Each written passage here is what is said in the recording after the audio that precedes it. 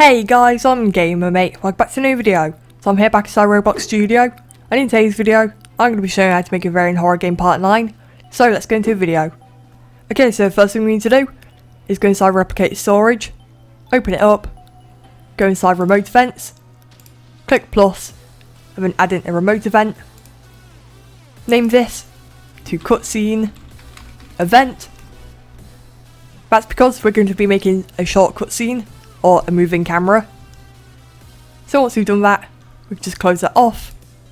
And now what we need to do, go inside workspace, click plus, add in a folder, and name this to cutscene cameras, like that.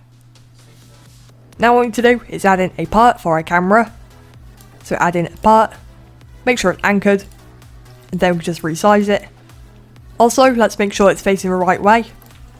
So if we select the part, go into model, and then surface. Then let's select one of these random surfaces, click this part, and then in properties, scroll down until you find surface, click it, and the side with a different surface on it, which is this one, is the way it's facing. So because this is the right side, this means this is the front. Like if we click here, you can see it says front surface is stood. So we've just positioned our camera. Okay, so once we've positioned the camera, let's rotate it. So it's facing this. That's because I want it to be facing to this little hatch. And then let's name this part to camera 1. Make sure it's anchored, and then make sure can collide is off. Then drag this inside the cutscene camera folder, like this. And then let's make another camera. So duplicate it, rename it to camera 2. Then once again, we can position it. Okay, so here's my second camera. So I want this camera to be facing at this exit door. Once you have the cameras, you can make as many as you want. But once you have these, select them both, go in properties, then make sure transparency is set to 1, like this. Now what we need to do is go to Starter GUI, click plus, add in a local script, and name this to cutscene script, like that. Before we write anything in this script, if we close off, go back down to this little hatch, which is inside the rotate puzzle. So make sure we go inside the main script, open it up, and on this line where it destroys the door, if you go down and type in game, .replicate storage, .remote events, .cutscene event, colon, fire all clients, and then 2 brackets, like that. If close off, then go back inside the local script and type in local camera equals to game.workspace.current camera. Go down and type in local player equals to game.players.local player. Go down and type in local character equals to player.character or player.character added, colon wait, and 2 brackets, like that. Go down twice and type in local tween service equals to game colon get service 2 brackets, speech marks, and then tween service, like that. Go down and type in local info equals to tween info dot new 2 brackets, and then let's do 5 comma enum dot easing direction dot out comma enum dot easing style dot sign comma 0 comma false, and then comma 0, like that. Go down twice and type in local camera folder equals to game.workspace.cutscene cameras which is that folder we made. Go down and type in local remote event equals to game.replicate storage .remote events .cutscene event, like that. Go down twice and type in remote event .onClient event connect 2 brackets function 2 more brackets, and then go down and it should appear a bracket. Then let's type in camera type equals to enum.cameratype .scriptable. Go down and then type in character wait for child brackets and speech marks humanoid walk speed equals to 0. Go down and type in tween service create 2 brackets, and then camera info pointy bracket C-frame equals to camera folder .camera1 .c-frame. Then outside these brackets do play 2 brackets, like that. Go down and type in wait 2 brackets, and then let's wait 7 seconds. Go down, then copy paste this line. So copy, paste, and this time if you change camera 1 to camera 2, like that. Once again, go down, add in a wait 2 brackets, and then 7. Once again go down and type in camera.cameratype equals to enum.cameratype .custom. Go down, then once again let's just copy this line, copy, paste, and change this to our walk speed, like that. Okay, so before we play, I actually think we need to swap these around.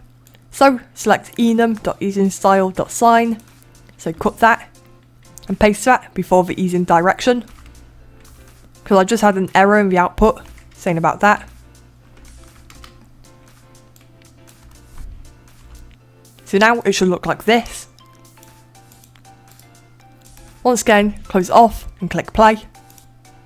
Okay, so once loaded in, we do the puzzle by clicking these.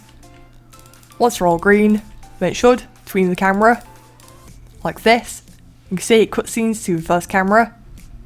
After a few seconds it should tween to the other camera, like this. There we go, it shows the door. Then it cuts back to our player, like this. So we've clicked stop. And what I want to do now is actually add in a key in here, like this. Just put it in there, like this.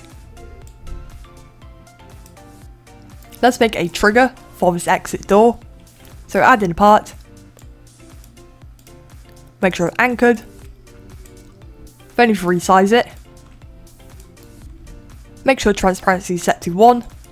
And make sure can collide is off. Then rename this to exit trigger. Drag this inside the triggers folder. Then let's just put it inside dialog triggers for now. So another thing we need to do is once again go inside replicate storage, click remote events, click plus, add in a remote event, and name that to exit event.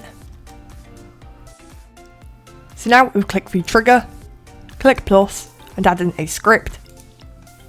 So the first thing we need to do is remove print hello world and type in local badge service equals to game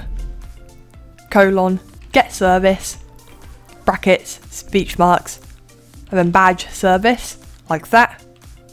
Then go down and type in local badge ID equals to, then because we don't have an ID yet, let's just put a few zeros. So basically what we're doing is once the player exits through this door, then they'll get a badge for completing the game. So if we go down and type in script, .parent, .touched, :connect, 2 brackets, function, 2 more brackets, and then hit. Go down and new end should appear. Then you type in if hit, .name, == to, speech marks, and then the name of your key. So exit, key, like this. Then and, hit .parent, :find first child, brackets is speech marks, humanoid. Then go down, a new end should appear. Then you type in local player, =, game.players, :get player from character, 2 brackets, then hit .parent, like that. Go down and type in badge service, award badge, 2 brackets, then player, .user ID, comma, and then badge ID, like that. Then go down and type in game, .replicate storage, .remote events, .exit event, fire all clients, 2 brackets. Go down and type in script.parent, destroy, 2 brackets. Once again, go down. Last thing you need to do is hit .parent, destroy, 2 brackets, like that. So what we need to do now is actually create a badge. So we've closed off the script, and to actually make a badge, what we need to do is go to a Roblox website. Once you're on the website, click create. Once that loads, we should have all our games. And the one we want to do is Horror Series Lobby. Click this little wheel, and then click create badge. Then what we need to do is upload an image, give your badge a name, and then as well as a description. Okay, so once your badge is done, we can click preview. Once it's loaded, you can see it has the name, the game, and then the description. And once you're happy with your badge, we can just click purchase. And now we have our badge. If you click the badge, it should take you to a page like this. And at the top link, we should have these numbers. So select these numbers, right click, and then copy. And once you're back inside Studio, click the script, and then paste in your badge ID. And once you've done this, we can close it off. And the last thing we need to do is make a GUI, which will teleport you back to the lobby, and say you have escaped to school.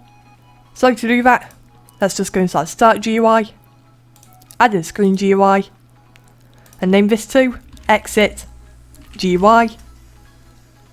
Inside of it, add in a frame. Make sure the size is 1, 0, 1, 0. Then let's change the colour to black. Then inside that frame, let's add in a text label. And change size to 1, 0, 0.2, 0. So it looks like this label. Then let's remove the background transparency to 1. Change the text.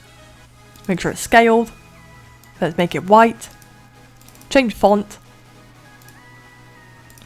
And let's make the text say something like "You escaped." Like this. Once you have that, click frame, click plus, add in a text button, change your anchor point to 0.5, 0.5. Then make the position to 0.5, 0, 0.5, 0. Then let's just quickly change the size to something like this. Once again, I'll just remove the background transparency and change the text.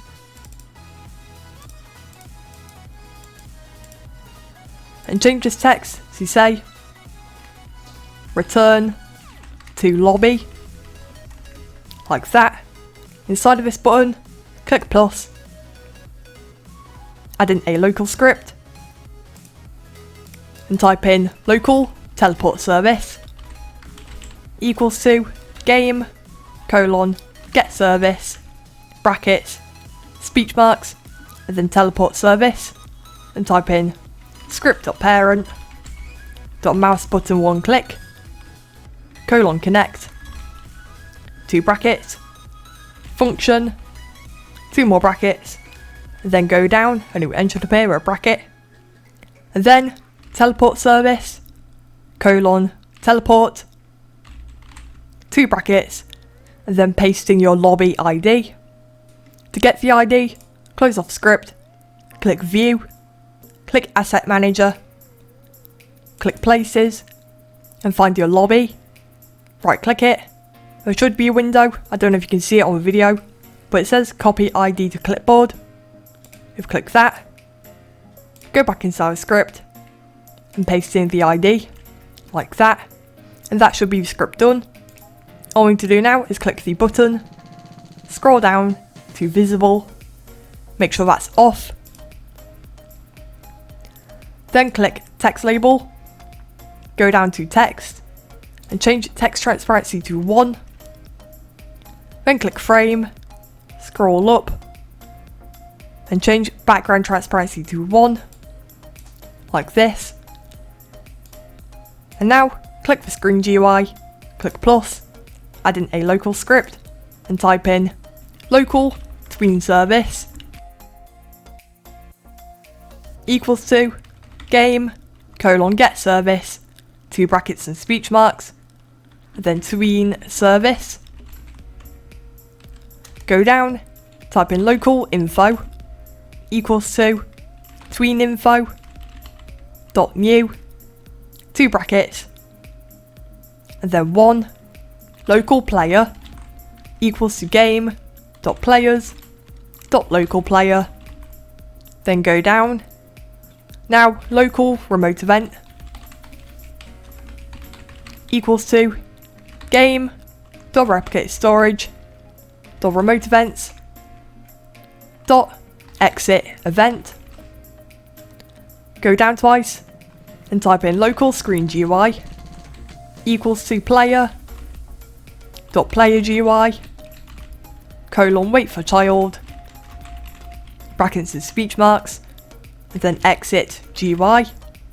Go down and type in local frame equals to screen GUI colon wait for child brackets and speech marks, and then frame. Go down and type in local text label equals to frame colon wait for child brackets and speech marks, and then text label. Then do the same but for the text button. So once again, local text button equals to frame colon wait for child brackets and speech marks text button. Go down twice and type in local frame visible equals to 2 point brackets, then local text visible equals to 2 point brackets. Do the same for the button. So local button visible equals to 2 point brackets, and then frame visible dot background transparency equals to 0. Go down and then text visible dot text transparency equals to 0, and then button visible dot text transparency equals to 0. Go down and type in remote event dot on client event colon connect 2 brackets, then function 2 more brackets. Go down and it will enter the pair, and then type in text button dot visible equals to true, then tween service, colon create, 2 brackets, then frame, comma, info, comma, frame visible, then colon play, 2 brackets, then do the same for 2 others. So tween service, colon create, but this time text label, comma info, comma text visible, then colon play, 2 brackets, then do the same, so tween service, colon create, 2 brackets, button visible, comma info, comma button visible, colon play, 2 brackets, and that should be the script done. Close it off, and a few things I forgot to do is go back inside a frame, click text button, scroll down, and make sure modal is ticked, like this. And also, I've got to change text transparency to 1, like that. And that should be all the scripts done. If we make sure we publish and save, and to actually test if it works, we need to go inside the actual game. Okay, so once we're here, we do a puzzle. So click these. We should tween the camera again, but this time with the key there, like this. You can see we have our key. When it tweens to the door, showing that we need to unlock it.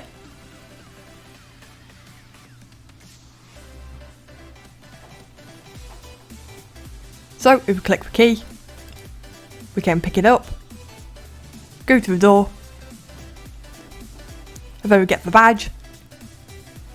And you can see the GUI also faded in, but I don't know why the button isn't working, so let me just check console. Okay, let me just quickly change the script to see what's wrong. But you can also see everything else was working, like the badge. So let's just quickly fix this error to see what's going on. Okay, so I just realised I accidentally put this to button visible instead of text button, like that. So all this should be working now. Okay, so if we touch the door, you can see that the button fades in now, and it works. Now if we clicked this in the actual game, it will teleport us to the lobby, but because I'm in studio, then it won't work. But guys, that's going to be for today's video. If you enjoyed the series so far, then make sure to leave a like, comment and subscribe down below. In the description you can check out my ROBLOX group and Discord server, and I'll see you later. Bye!